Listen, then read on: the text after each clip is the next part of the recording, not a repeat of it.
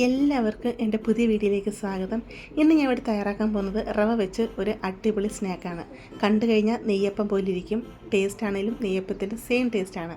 പക്ഷേ ഇത് നെയ്യപ്പമല്ല, റവ വെച്ച് വളരെ എളുപ്പത്തിൽ ഉണ്ടാക്കിയെടുക്കാൻ പറ്റുന്ന നല്ലൊരു സ്നാക്കാണിത്.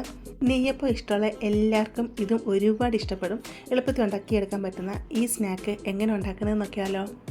ഇവിടെ ഞാൻ 100 ഗ്രാം ശർക്കര എടുത്തിട്ടുണ്ട്. ഇതിലോട്ട് ഒരു ഗ്ലാസ് വെള്ളം കൂടെ ഒക്കെ ഒഴിച്ച് കൊടുക്കാം. ശർക്കര നന്നായിട്ടൊന്ന് ഉരുക്കിയെടുക്കാം. ഒരു നൂൽപ്പരി ഒന്നും ആവണ്ട, കട്ടകൾ ഒന്ന് ഉടഞ്ഞു വന്നാൽ മാത്രം മതിയേ. അപ്പോൾ നല്ലതായിട്ട് തിളച്ച് ഒന്ന് ഉരുക്കി വരട്ടെ. ശർക്കര നല്ല രീതിയിൽ ഇവിടെ ഉരുക്കി വന്നിട്ടുണ്ട്. ഈ ഒരു പരുവായി വന്നാൽ മതിയേ. തീ അങ്ങ് ഓഫ് ചെയ്യാം. ശർക്കര പാനി നല്ല രീതിയിലൊന്ന് തണുത്ത് വരണം, റൂം ടെമ്പറേച്ചറായി വരണം. ഇവിടെ ഞാൻ മിക്സിയുടെ ഒരു ജാർ എടുത്തിട്ടുണ്ട്. അതിലോട്ട് ഒരു കപ്പ് റവ ഇട്ട് കൊടുക്കാം. ഉപ്പുമാവൊക്കെ ഉണ്ടാക്കുന്ന റവ ഉണ്ടല്ലോ, വറുത്ത റവയാണേ. അതങ്ങ് മിക്സിയുടെ ജാറിലോട്ട് ഇട്ട് കൊടുക്കാം. ഇതിലോട്ട് 1/2 കപ്പ് മൈദയും കൂടി ഇട്ട് കൊടുക്കാം. നിങ്ങൾക്ക് മൈദയ്ക്ക് പകരം ഗോതമ്പ് പൊടിയാണെങ്കിലും ഇട്ട് കൊടുക്കാമേ. ഇവിടെ ഞാൻ 6 ഏലക്ക ഇട്ട് കൊടുക്കുകയാണ്. ഏലക്കയുടെ തൊലി ഒന്ന് പൊട്ടിച്ചിട്ട് അതിൻ്റെ കുരു മാത്രമായിട്ടങ്ങ് ഇട്ട് കൊടുക്കാം. ഏലക്കയ്ക്ക് പകരം നിങ്ങൾക്ക് ഏലക്കപ്പൊടി വേണമെങ്കിലും ഇട്ട് കൊടുക്കാം കേട്ടോ. മാവ് അരച്ചെടുത്ത് കഴിഞ്ഞിട്ട് 1/2 ടീസ്പൂൺ ഏലക്കപ്പൊടി ഇട്ട് കൊടുത്താലും മതി. ശർക്കര ഇവിടെ തണുത്ത് വന്നിട്ടുണ്ട്. അത് നമുക്ക് അരിച്ച് ഇതിലോട്ടങ്ങ് ഒഴിച്ചു കൊടുക്കാം. ഇതിനെ ഒന്ന് ഇളക്കി മിക്സ് ചെയ്യാം.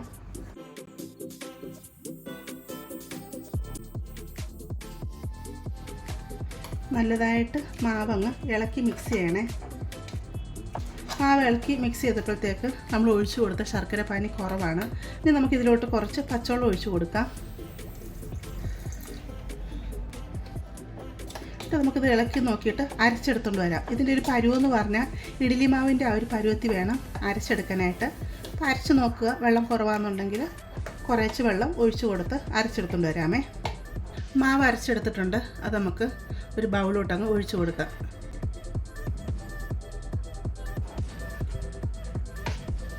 മാവ് ഇപ്പം കറക്റ്റ് പരുവാണ്. പക്ഷേ റവ ഇട്ട് കൊടുത്തേക്കുന്നതുകൊണ്ട് തന്നെ കുറച്ചുകൂടെ മാവങ്ങ് കുറുകി വരും.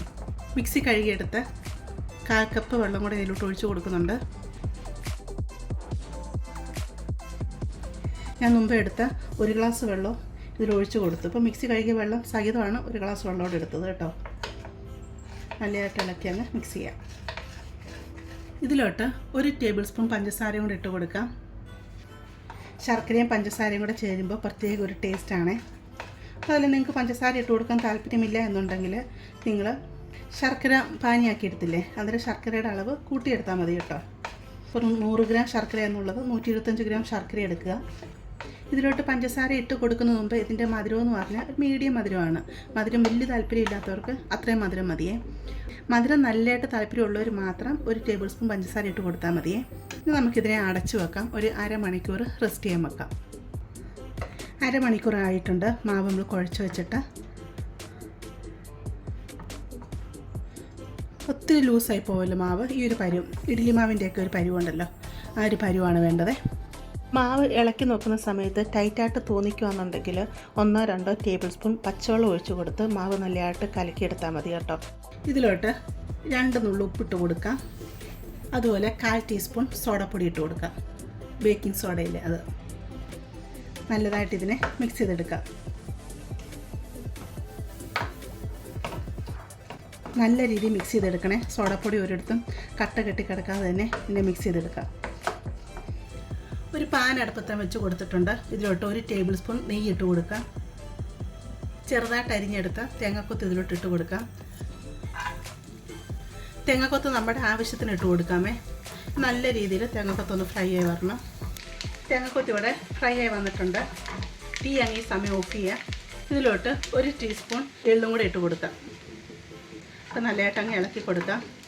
ഈ പാനിൻ്റെ ചൂടിൽ എള്ള് ഫ്രൈ ആയി വരാവും, അതല്ലെങ്കിൽ എള്ളങ്ങ് കരിഞ്ഞു പോകുമേ. മാവിലോട്ട് തേങ്ങാക്കൊത്തും നെയ്യും എല്ലാം ചേർത്തങ്ങ് ഇട്ട് കൊടുക്കുക. നല്ലതായിട്ട് ഇളക്കി അങ്ങ് മിക്സ് ചെയ്യാം. അങ്ങനെ മാവ് ഇവിടെ റെഡി ആയിട്ടുണ്ട്.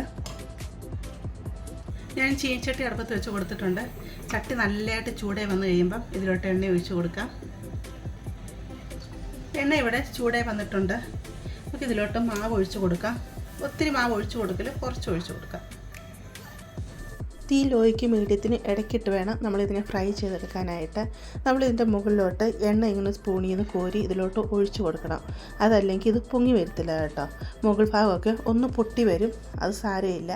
പക്ഷേ ഞാനുണ്ടല്ലോ ഈ ചീൻചട്ടിയിൽ ഉണ്ടാക്കിയെടുത്തപ്പോൾ അതിൻ്റെ മുകൾ ഭാഗം ഇതുപോലെ വിണ്ട് കയറി വന്നു. പക്ഷേ ഞാനാണെങ്കിൽ അപ്പച്ചട്ടിയിൽ ഇതുപോലെ ഉണ്ടാക്കിയെടുത്തിരുന്നു കേട്ടോ. അന്നേരം ഇതിൻ്റെ മുകൾ ഭാഗം ഒന്നും വിണ്ട് കയറിയിട്ടില്ല, നെയ്യപ്പം പോലെ നല്ല കുതിർന്ന് നല്ല രീതിയിൽ വന്നു കേട്ടോ. എന്താ അതിന് കാരണം എന്നറിയത്തില്ല. അപ്പോൾ മുമ്പ് ഞാൻ പറഞ്ഞ പോലെ മാവ് നിങ്ങൾക്ക് ടൈറ്റായിട്ട് തോന്നിക്കുവാണെങ്കിൽ ഇച്ചിരി 1-2 ടേബിൾ സ്പൂൺ വെള്ളം ഒഴിച്ച് കൊടുത്ത് നിങ്ങൾക്ക് ലൂസാക്കി എടുക്കാം കേട്ടോ. ഇതിപ്പോൾ ഇവിടെ ഫ്രൈ ആയി വന്നിട്ടുണ്ട്, നമുക്കിതിനെ കോരി മാറ്റാം. ഇപ്പോൾ നല്ല ക്രിസ്പിയാണ്, സൈഡ് ഭാഗമൊക്കെ നല്ല നെയ്യപ്പം പോലെ നല്ല ക്രിസ്പി ആയിട്ട് കിട്ടും. നമുക്ക് എല്ലാം ഇതുപോലെ കോരി ഒഴിച്ച് ഫ്രൈ ചെയ്തുകൊണ്ട് വരാം. മുമ്പ് പറഞ്ഞ പോലെ തീ മീഡിയത്തിന് ലോയ്ക്ക് ഇട്ട് വേണം ഇതിനെ ഫ്രൈ ചെയ്തെടുക്കാൻ. അതല്ലെങ്കിൽ ഇതിൻ്റെ ഉൾഭാഗമൊന്നും വേകാതെ മാവ് പോലെ തന്നെ ഇരിക്കും കേട്ടോ. അതിൻ്റെ ഉൾഭാഗമൊക്കെ വെന്ത് വരണമല്ലോ. അന്നേരം നമുക്ക് എല്ലാ സ്നാക്കും ഇതുപോലെ വറുത്തെടുക്കാം. അങ്ങനെ റവ വെച്ചുള്ള സ്നാക്ക് ഞാൻ ഇവിടെ റെഡി ആക്കിക്കൊണ്ട് വന്നിട്ടുണ്ട്. ഇപ്പോൾ ഞാൻ പറഞ്ഞ അളവിൽ 9 ഇതുപോലെ സ്നാക്കാണ് ഉണ്ടാക്കിയെടുക്കാൻ പറ്റുന്നത് കേട്ടോ.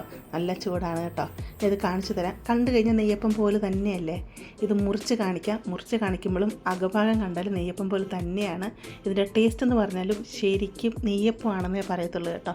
ഒരാൾക്കിപ്പോൾ കൊടുത്തു കഴിഞ്ഞാൽ നെയ്യപ്പം എന്ന് പറഞ്ഞു കഴിഞ്ഞാൽ അവരത് വിശ്വസിക്കും. കാരണം നെയ്യപ്പം ഇങ്ങനെയല്ലയോ ഉണ്ടാക്കുന്നത് എന്ന് ചോദിച്ചു കഴിഞ്ഞാൽ നെയ്യപ്പം നമ്മളിങ്ങനെയല്ല ഉണ്ടാക്കുന്നത്. നെയ്യപ്പം നമ്മൾ അരിപ്പൊടിയിലാണ് ഉണ്ടാക്കുന്നത്. റവ ഇട്ട് കൊടുക്കുമെന്ന് പറഞ്ഞാലും 2 ടേബിൾ സ്പൂൺ റവ ഒരു ക്രിസ്പിനെസ് കിട്ടാൻ വേണ്ടി മാത്രം ഇട്ട് കൊടുക്കും, അത്രയേ ഉള്ളൂ. പക്ഷേ റവ ഉണ്ടെങ്കിൽ നമുക്ക് വളരെ എളുപ്പത്തിൽ ടേസ്റ്റോടുകൂടി ഉണ്ടാക്കിയെടുക്കാൻ പറ്റുന്ന ഈ സ്നാക്ക്. അപ്പോൾ നിങ്ങളെല്ലാവരും ഉണ്ടാക്കി നോക്കുക. ഇത് മുറിച്ച് കാണിക്കുമ്പോൾ തന്നെ നിങ്ങൾക്കറിയാമല്ലോ എത്ര സോഫ്റ്റ് ആണെന്നുള്ളത്. ശരിക്കും സോഫ്റ്റ് തന്നെയാണ്, ഞാൻ പറഞ്ഞില്ലേ നെയ്യപ്പം പോലെ തന്നെയാണിത്. അപ്പോൾ നിങ്ങളെല്ലാവരും ഇത് തയ്യാറാക്കി നോക്കുക. നിങ്ങൾക്ക് ഇഷ്ടപ്പെടുവാണെങ്കിൽ ചാനലൊന്ന് സബ്സ്ക്രൈബ് ചെയ്ത് സപ്പോർട്ട് ചെയ്യുക, അത് ലൈക്ക് ചെയ്യുക, നിങ്ങളുടെ ഫാമിലിയോട്ട് ഫ്രണ്ട്സിലോട്ടൊക്കെ ഇത് ഷെയർ ചെയ്ത് കൊടുക്കുക കേട്ടോ. നമുക്കിനി ഒരു പുതിയ വീഡിയോ ആയിട്ട് അടുത്ത ദിവസം കാണാം.